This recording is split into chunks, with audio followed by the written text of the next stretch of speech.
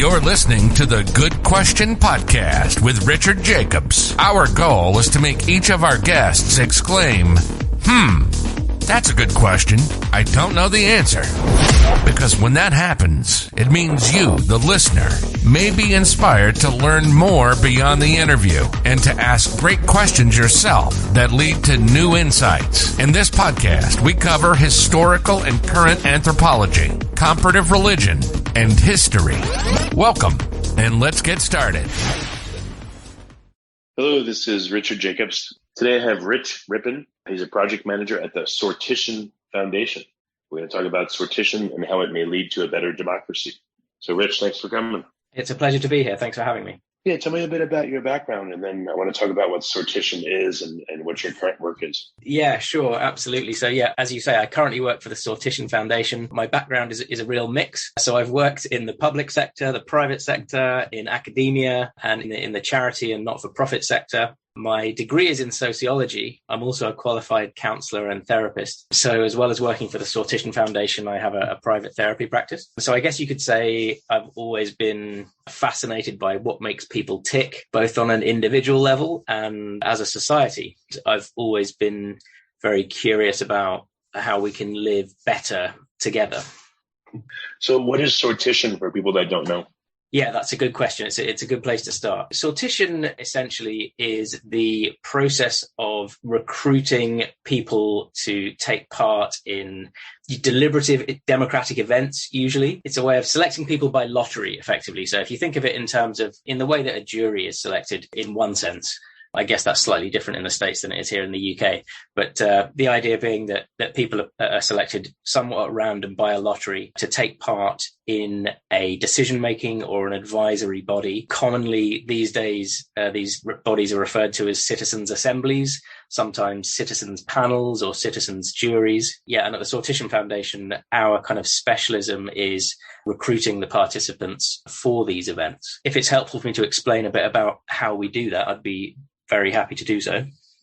Yeah, well, first of all, you said somewhat at random, but I would think that you got to prepare people. You can't say surprise. Hey, Bob, we want you to, I would think they need to indicate their interest in the beginning. Exactly. So, it makes sense for me to describe a bit about how we do that, I guess. So I'll give you a concrete example to bring it to life somewhat. So, as I said, I'm based in the UK, but we also have colleagues working in Europe, in mainland Europe and in Australia, and we've supported projects around the world. But one that came to mind when I was thinking about our discussion today was the Scottish government approached us, wanted to select a group of 100 people to take part in a citizens' assembly on climate change. Basically, the Scottish government wanted to know, hey, what do regular Scottish people think about climate change, and what, if anything, would they like the government in Scotland to do about it? So they come to us as the experts in recruiting for these kind of events, and we do the following. We start off by taking the Scottish postal database,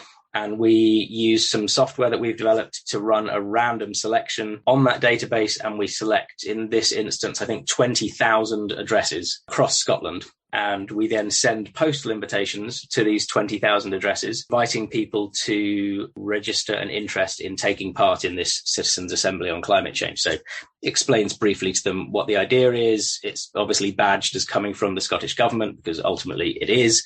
So people receive this and, make a decision if they would like to register to take part. If they do, they go and do that, online or through a telephone call. And then over a couple of weeks, we then amass this group of people who've registered their interest and given us some information about themselves that enables us to then carry out the second stage of the lottery process using another piece of software that we designed in collaboration with academics at Harvard and Carnegie Mellon. And so this algorithm that we use to select people at this stage, we're very proud of. It was described as the fairest possible algorithm by an article published in the International Science and Technology journal Nature last year. Well, what are some of the biases that your model needs to screen out?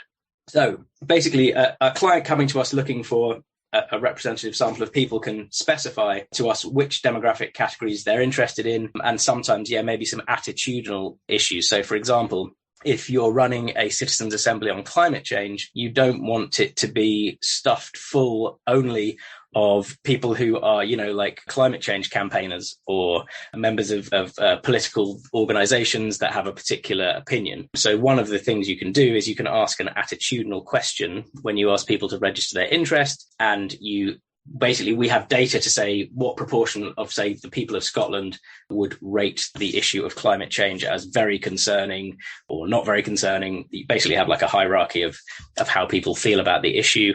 So we know through opinion polls and surveys what the general public what proportions of people would fall into those different categories amongst the general public.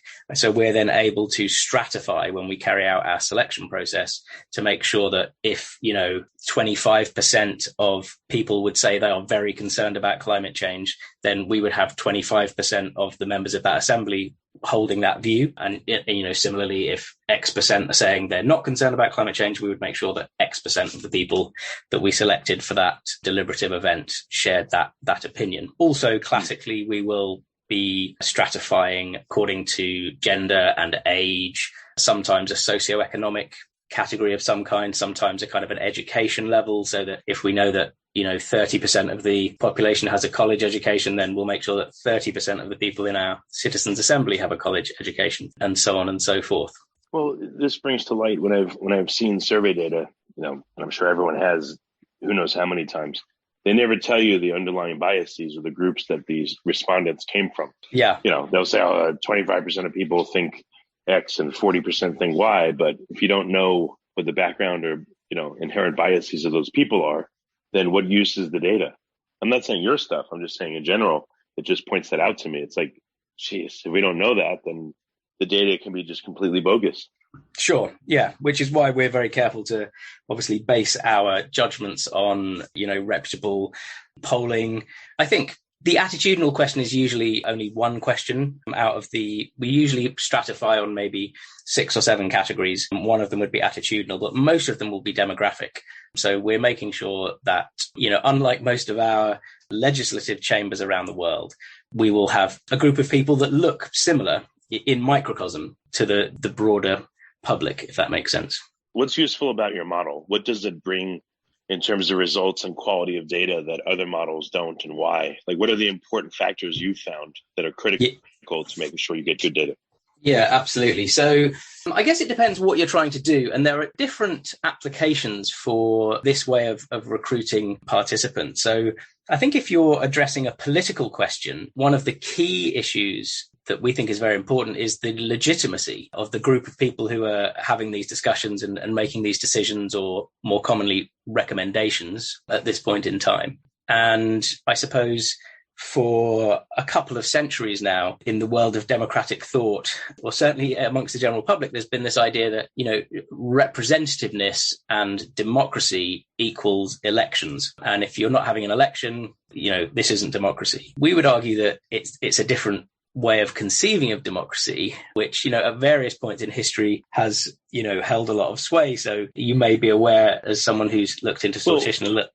Rich, actually, I do want to get into that, and that'll be like a whole nother area. Before we do, I should have asked you, I apologize. What happened with the people you got for the climate change survey for Scotland's government? Like, did you get any surprises, or, when you've done this for different organizations, like what do you get out of the data that other modelers don't, and what's beneficial? Sure. So I guess it's important to say it's not a survey as such, but, it was a citizens' assembly. So the idea was to, it has similarities with surveys in a sense, but the idea is to get a sense from, regular Scottish people, in this case, what actions they would like the government to take. I can't go into massive detail about what the recommendations of that particular event were, partially because I wasn't actually working at the Sortition Foundation at the time that project was running, but also because I guess we specialize so much in the recruitment, and then there are other organizations who, carry out the facilitation and so on of those processes. So what do you notice about the recruitment then? Are people surprised? Are they shocked? Are they, oh, you need me, I'm here for you type thing? Like what are the common responses you get from people? Absolutely, yeah. Often people get this thing in the mail and they think, is this a joke? Is this junk mail? Is this a scam? Because they can't quite believe that they're being asked by a government to engage in a process and express an opinion that's going to be taken seriously. And I guess that maybe says something about the way that people feel about, their democracies and their governments quite often. But yeah, people are delighted often, we find. So I sometimes have the pleasure of actually, once we've carried out the selection of actually calling people up and saying, oh, congratulations, you're one of the people who's been selected to take part in this citizens assembly or citizens jury. And yeah, people are super keen to have their voice heard and to give their opinion. I think we often think that there's a lot of talk, isn't there, about people being apathetic these days, and voter turnout is down on where it was a few years ago. People aren't really interested. But I guess why are they apathetic? I mean, people, like you just said, people are not interested or apathetic, but if we could figure out why they are. Yeah. Exactly. Yeah. Yeah. And because they feel hopeless. Yeah, absolutely. Yeah. Helpless, hopeless. Absolutely. And so one of the joyous things about these processes is that you're actually saying to people, hey, we actually do really want to hear your point of view.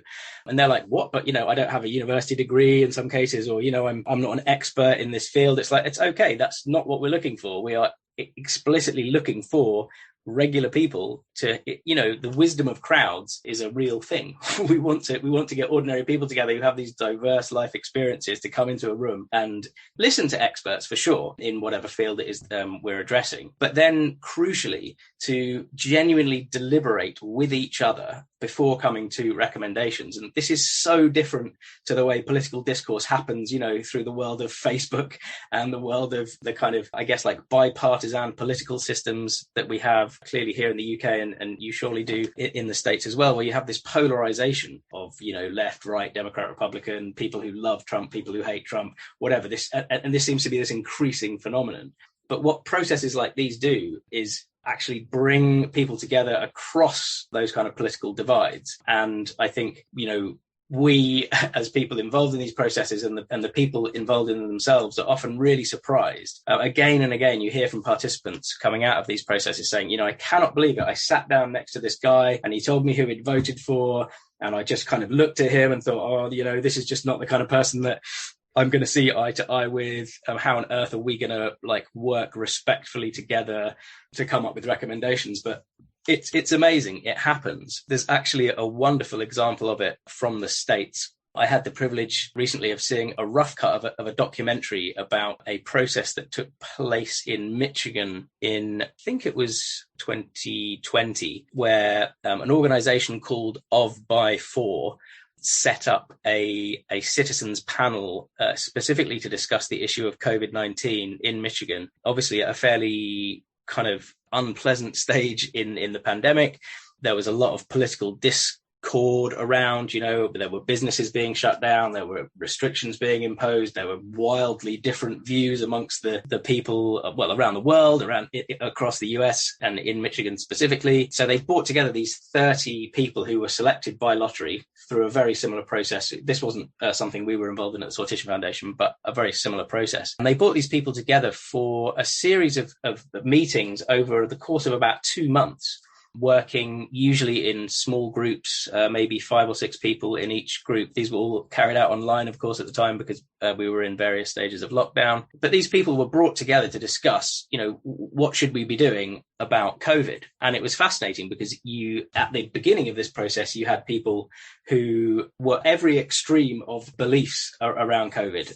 COVID didn't exist for some of them. Other people said they had family members who died of COVID. So, the tension in the room at the beginning was palpable. And, watching the documentary, the feeling is like, how on earth are these people going to constructively work together? But then this process unfolds, and it's quite incredible the degree to which they were able to work together. They were able to, they weren't just shouting at each other on Facebook or listening to, opposing media outlet with wildly different views. They were listening to other citizens, other regular Americans, and how much of that do you believe? So they weren't in the same room, they were on Zoom, but they were still able to do that. That's surprising. Yeah, and indeed. Yeah, they were on Zoom. But I guess one of the crucial things about these deliberative processes in general is that, you might have 100 people or 50 people selected to take part in them, but the vast majority of the work they do happens in small groups. And I think that's an absolutely essential part, because you can't have meaningful deliberation amongst 100 people. It's just impossible. But if you have a facilitated small group kind of setup, so you can have plenary sessions where you're hearing from the experts, but then you break into small groups with a facilitator, discuss stuff in a respectful way, come up with ideas, feed them back into the big group, and then it goes back and forth like this. And that's how these processes work across the world. But yeah, in this case, they were basically tasked with, okay, come up with a bunch of recommendations. I guess they were recommendations to give to like state government. And between them, they came up with a whole raft of ideas around, what should be done. And then at the end of the process, they all voted. So they agreed what these suggestions would be, and they all voted on them. And every single proposal received at least a 70% vote, and at most a 93% vote. So every single one of the proposals they made, between 70 and 93% agreement, which, when you consider the differences in their backgrounds, in the politics that they had, and nobody was saying, nobody was walking away from that process saying like, oh, I was a Trump voter and now I'm not, or I was liberal and now I'm a conservative. But people were absolutely listening to each other and changing their views based on what they heard from other regular people, and they were able to come up with mutually acceptable processes. Yeah. So what's the goal of the Sortition Foundation? What are you guys trying to promote? Just good, solid, dialogue on issues, or what is it? Yeah, it's a good question. I mean, I guess we have, in a sense, kind of a dual approach at the moment. So we do two main things. One is that we do this kind of, I guess, in some senses, quite mechanistic, utilitarian service. We provide this service of because our founder has a maths background, and he's written this software that enables us to carry out a selection in a very demonstrably fair way. So we do that to help support these events all around the world. But we also campaign, that's the other string to our bow, I guess, is that we also campaign to basically make this way of doing politics, if you like, more commonplace. So, for example, we have a campaign running in Scotland. The Scottish government is pretty interested in this kind of deliberative democratic approach. And you may or may not know, but currently the Scottish Parliament is a unicameral parliament. It only has one house. So there's no kind of like Scottish Senate or equivalent of the UK House of Lords or whatever. There's just the one elected House of Parliament. We have a campaign in Scotland to say, hey, why don't we have a second chamber in Scotland? But rather than it being an elected Senate, why don't we make it a people's house that is populated by people who are selected, everyday people who are selected by lottery. That's excellent. And then paid to go and sit in that role maybe for 18 months or 2 years and then be rotated out. And we'd basically is there massive resistance to that? Or, what do the naysayers say about something like that? That's crazy. Like, what do they say? Yeah, I mean, I suppose the first criticism that people would make of these processes in general, whether it's, for an ambitious project like actually having a people's chamber in the Scottish Parliament, or whether it's even just having a local citizens' assembly. If you say to people, we're just selecting, the guy in the street, some people have the attitude of like, well, aren't ordinary people too stupid to sit and debate and make intelligent decisions about, complex policy matters? So I think that's probably a key criticism. And I guess our answer to that is, well, these events have happened now hundreds and hundreds of times around the world at various different scales, on national levels and local levels. And there's even been a global assembly now in the run up to the recent COP talks in Glasgow. And what we find over and over and over again is that you get people, from across the kind of social spectrum into a room together. You give them respect, you give them information, and then you give them time and space to discuss issues with each other. And hey presto, they come up with perfectly sensible proposals again and again. So people can govern themselves? I thought they were just, I thought they needed to be governed by quote unquote smart people that. Yeah, exactly. By the men of best quality, I think one of the founding fathers in the US famously said. But yeah, that's our experience again and again, which is very heartening. And so, yeah, that's what we do. We advocate for that. Has this ever been tried on any significant political level? It seems like it'd be a really cool experiment to do, but what's the highest level to which it's reached? So, I mean, I suppose there's, obviously there have been assemblies on national levels. So I guess famously in Ireland, there were citizens' assemblies, kind of pioneering citizens' assemblies, actually called to address some really contentious issues in that country. So, for example, they in Ireland had a constitutional ban on abortion, and that was a political issue that nobody wanted to touch. I mean, obviously, you know, in the States that it's a very controversial issue, whichever side of it you sit on. But in a country like Ireland, where the Catholic Church had enormous influence for much of the life of the Irish state, it was just an area that politicians were like, I don't want to go there. It's going to be politically ugly. So they called for a citizens' assembly, which some people said like, oh, that was just a cop-out. Why aren't the politicians making the decision? Maybe there's some truth in that as well. But they, I think, were genuinely saying, OK, well, let's hear what people think. So they had this quite long process over months where people were coming every weekend, or not every weekend, sorry, but over a number of weekends over a course of a number of months. They had 100 people. And again, they went through the classic process that I've described. So they were selected by lottery. So they were genuinely just regular people. They came together. They were informed by experts, both in a kind of medical and scientific sense, but also in an ethical and moral sense. And there were, you know, bishops there giving the Catholic Church's position on it, and there were doctors there giving medical opinions, and so on and so forth. And at the end of this process, the Citizens' Assembly eventually voted to support the idea of having a referendum on the repeal of the constitutional ban on abortion. And that referendum did indeed come to pass. And the result of that referendum was that constitutional ban would be removed and the law be changed. And I won't go into as much detail, but similarly, they had a very similar process around the idea of same-sex marriage. Again, similar kind of issues around kind of religious attitudes that would have made it an awkward political conversation to have for a lot of politicians. They put it to a People's Assembly. People's Assembly recommended that the law be changed to allow for same-sex marriage. Again, it was put to a referendum of the Irish people. And again, the Irish people, who we might previously have said, that's not going to happen in a socially conservative country.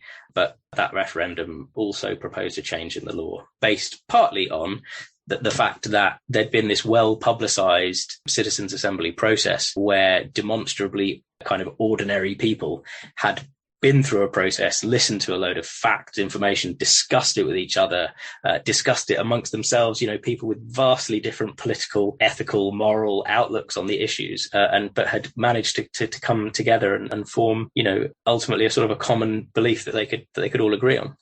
Yeah, it sounds like people are capable, very capable when given the right, framework to work in. That's great. That's right.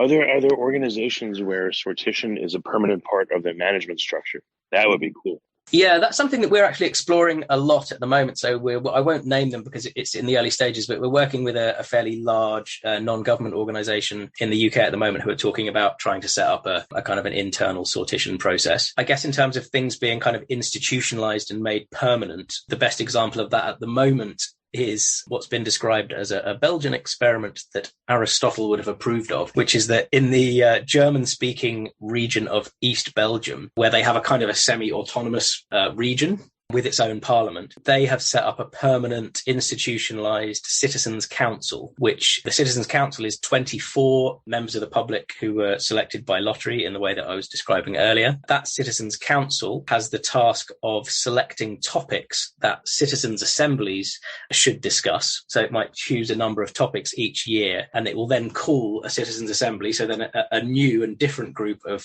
ordinary members of the public will be selected by lottery, maybe 25 to 50 people selected by lottery to take part in this specific citizens' assembly that the Citizens' Council has called for.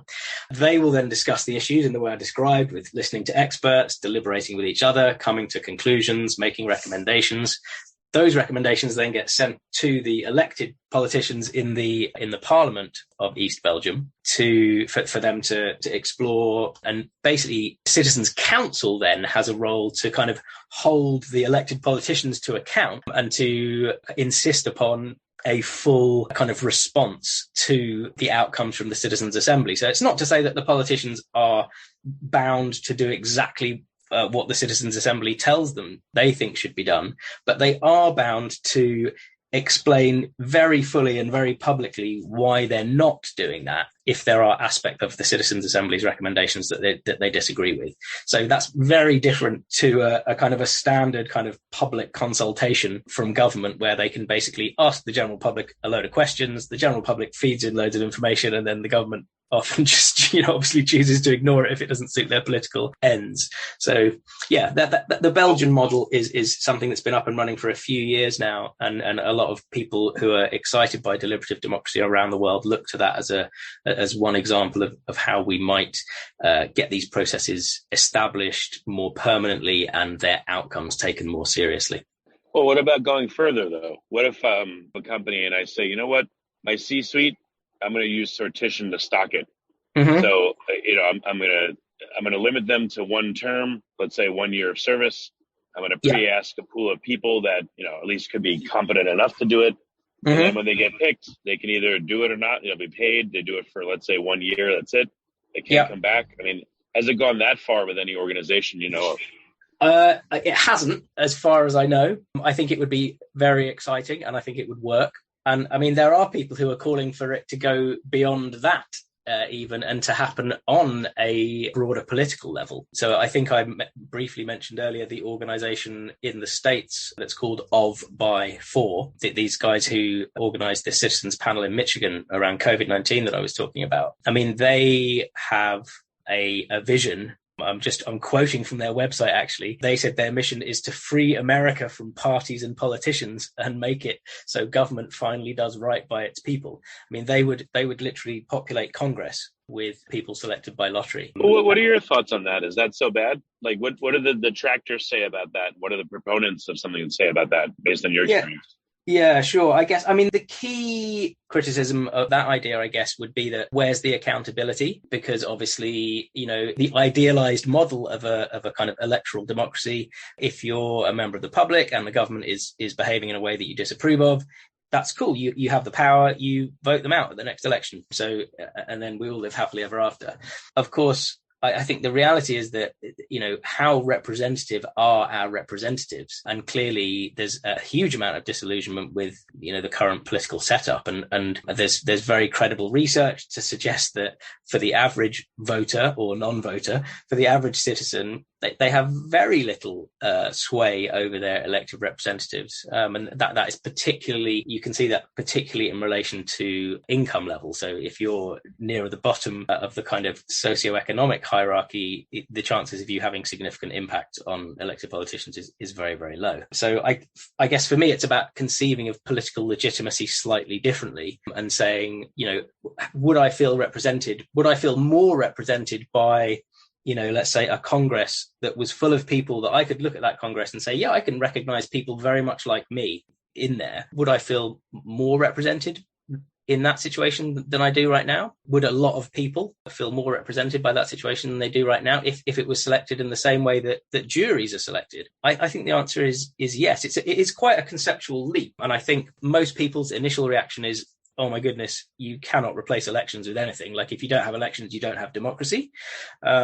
Whereas we would argue, actually, democracy could do with a reboot and an upgrade. And we think selection of regular people by lottery to make decisions is a completely valid and democratic way of doing things. Yeah, what do you think would happen if a company did go by the sortition model for its leaders?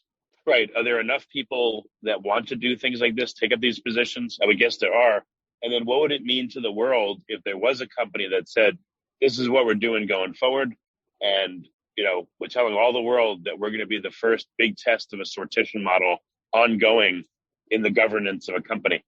Yeah. So, in answer to your first question, I think absolutely, yes, there would be people willing to put themselves forward. That's certainly our experience. It might take some time for the idea to catch on for some people. There would be early adopters. There'd be people who are more reticent and more suspicious about what was going on. But ultimately, I think, people want to have a say over their own lives in all kinds of ways. And it's interesting that you mentioned it in the context of a company rather than a government, because we have this idea of democracy, at least in theory, don't we, for how we govern our nations. But when it comes to our workplaces, the idea of democracy is often completely ignored. So I think if a large company was to adopt a sortition approach and say, this is how we're going to do things, I think, you absolutely would get employees of that organization being excited to take on those roles if they were selected by lottery to do so. And B, I think it would be a tremendously exciting opportunity for the company in a sense. I think it would be very appealing to the general public who might be their potential customers to say, okay, yeah, this is an organization that trusts ordinary people to run it. And as an ordinary person,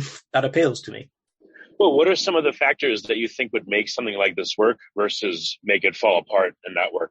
So, I guess the positives would be that, I strongly believe in the wisdom of crowds. I think if you get a diverse bunch of people together to explore the problems that a company might be facing, for example, you're going to get better creative solutions, more workable creative solutions to those issues just through that kind of wisdom of crowds concept. I guess more specifically, if you're dealing with a large organization and you are pulling in people from different aspects of that organization into the kind of the management of it, then you're going to be drawing in that expertise from those different areas of people who have, day-to-day experience of what's happening in those different departments or areas of the organization. And they're going to bring that expertise into that kind of management space. So what are the factors you think that would contribute to the success or failure of an organization or a government using sortition? So I think in terms of factors that would contribute to success of the organization, I think on the one hand, you would have the benefit of the kind of the general kind of wisdom of crowds. So, you have a diverse bunch of people from across the organization, probably with different backgrounds, different experiences within that organization coming together to make decisions at a management level. I think you'd get better decisions. And if you're pulling in people from, say, different areas of the company who have kind of current up-to-date day-to-day experience of what's happening in all those different areas of the company, you bring all those people together in the boardroom, as it were. Again, I think you're going to have a huge advantage there over a typical boardroom that perhaps is populated by people who don't have so much in the way of recent hands-on experience of what the organization is doing day to day. Okay. So do you think it's likely that this is going to happen in the near future, or is it still too far of a leap for most people? Yeah, it's a really good question. I mean, I guess often with these things, it's kind of about power. And to some extent, what would need to happen is for some enlightened, I guess, senior people within an organization to say, hang on a minute, I think this is going to work. I guess, thus far, experience tells us that it's quite unusual for people to voluntarily give away power. So that's clearly a barrier, but I think it could happen. And I think the more these kind of events gain publicity and the more that people become aware of them, more likely they are to happen on a political level within organizations and businesses. So I have optimism that we will see this happening for real in that kind of way. Yeah, clearly there are barriers to people currently in positions of power wanting to give that power away into a kind of more democratic way of doing things. But I guess I feel some optimism that once people come to understand these kind of processes more and they kind of gain traction at the political level, at the organizational level, that hopefully we'll have some organizations willing to experiment with this. Yeah, no, it's a really interesting concept. What's the best way for people to find out more about sortition in general and the Sortition Foundation and keep tabs on your projects? Where can they go? Sure. So they can look at our website, of course, which is sortitionfoundation.org. In the States, where I'm guessing most of your listeners probably are, I would certainly recommend checking out Of By For. If you Google them, I think if you Google join Of By For, there's a website there which will tell you all about them. It's also worth looking into just what happened with the America in One Room project, if you're stateside, to check out the benefits of kind of deliberative processes. Okay. No, those are two great reveals. Of By For. And what was the second one you said? The American what? America in One Room. If you just tap that up into Google, you'll find a fascinating experiment on a thing called deliberative polling there, which is another use of this kind of way of thinking. Excellent. Well, Rich, thank you so much for coming. I really, really appreciate it very much. No problem at all. It's been good to talk with you. Thank you for listening to the Good Question Podcast. Please email support@thegoodquestionpodcast.com if you have any referrals to great guests for us to interview. Visit thegoodquestionpodcast.com to hear more interviews. And please help us spread the word by rating and reviewing us on Apple Podcasts, iTunes, Spotify, YouTube, or wherever you listen to this podcast.